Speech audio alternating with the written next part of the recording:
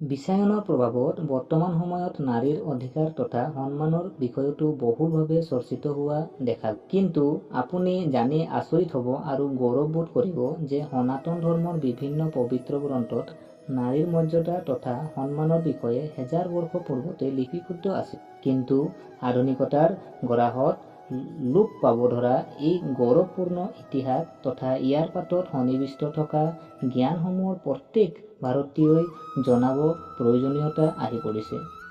গতিকে নমস্কাৰ প্ৰিয় দৰ্শক, আজি তেনে এটা গুৰুত্বপূৰ্ণ বিষয়ত আলোচনাৰ বাবে এই ক্ষুদ্ৰ ভিডিঅ'ৰ মাজলৈ আপোনাক স্বাগতম। প্ৰিয় দৰ্শক, আপুনি বাৰু জানেনে নাৰীক মৰম থকা সন্মান প্ৰদৰ্শন কৰিলে আমাৰ কি লাভ হয়? নাৰী হ'ল সৃষ্টি তথা উৰ্বৰাৰ প্ৰতীক, প্ৰকৃতিৰ অন্যতম সৃষ্টি। নাৰীক যদি আপুনি উচিত সন্মান দিয়ে, আপোনাৰ গৃহত সুখ সমৃদ্ধি আগমন হয়। ভাৰতীয় পৰম্পৰাত নাৰীক দেৱী ৰূপে পূজন কৰা হয়।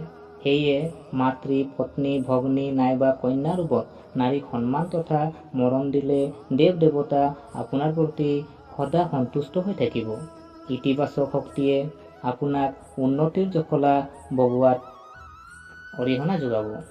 শাস্ত্ৰত উল্লেখ আছে যে যদি নাৰীক শ্ৰদ্ধা জনাই আৰু আশীৰ্বাদেৰে দিনটো আৰম্ভ কৰিলে সেই পৰিয়ালত বিপদ-বিঘিনি আমনি নকৰে।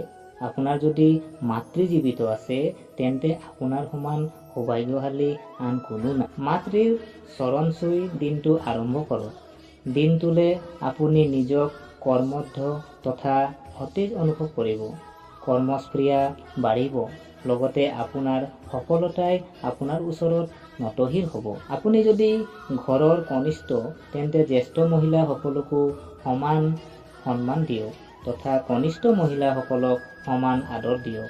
শক্তিৰ অধিষ্ঠাত্ৰী সদায় প্ৰসন্ন হৈ থাকিব।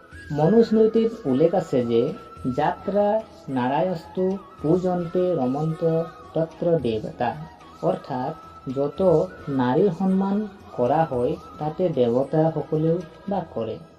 যিখন ঘৰত নাৰী সন্তুষ্ট তেন্তে তেনে গৃহত প্ৰতিজন সদস্যই ধনাত্মক শক্তিৰে জ্যোতিষ্মান হয় তথা তেনে গৃহ মৰ্ত্যটোতো স্বৰ্গৰ অনুভৱ প্ৰদান কৰে।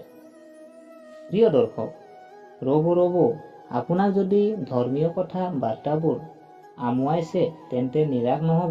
কিয়নো বিজ্ঞানীসকলৰ গৱেষণাৰ পৰা এটা কথা প্ৰমাণিত হৈছে যে পৰিয়ালৰ বান্ধোন সুদৃঢ় কৰাৰ লগতে শিশুৰ মানসিক তথা বৌদ্ধিক সাধনাৰ ক্ষেত্ৰত পুৰুষৰ তুলনাত নাৰী বেছি আগৰপৰা হয়।